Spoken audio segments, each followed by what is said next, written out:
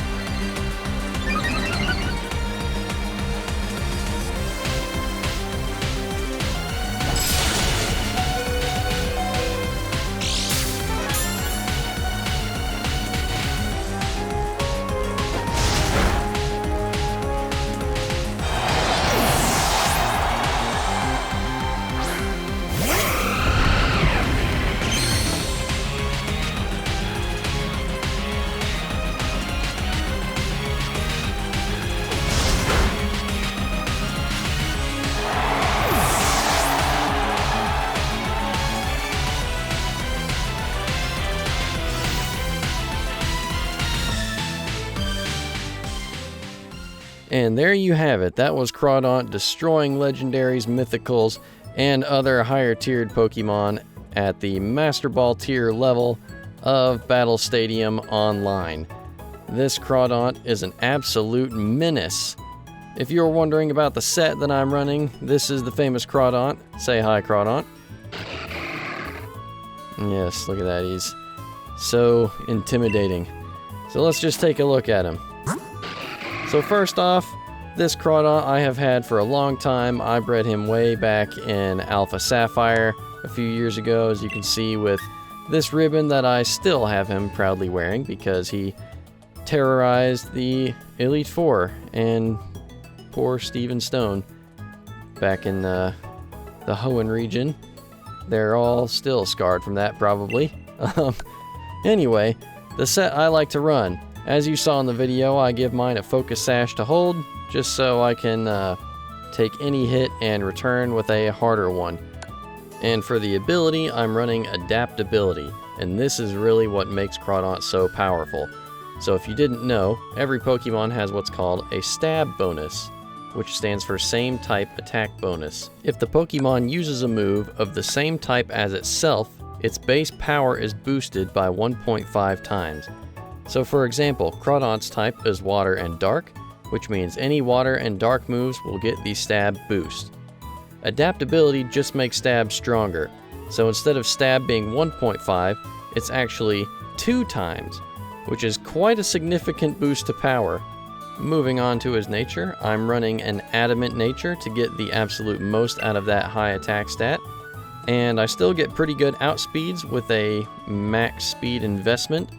So I do not need to run Jolly. I can run Adamant for maximum power. And EV investment, as I'm showing you right here, you can see I have 252 into attack, 252 into speed, and I think I have the remaining 4 in defense, or maybe HP.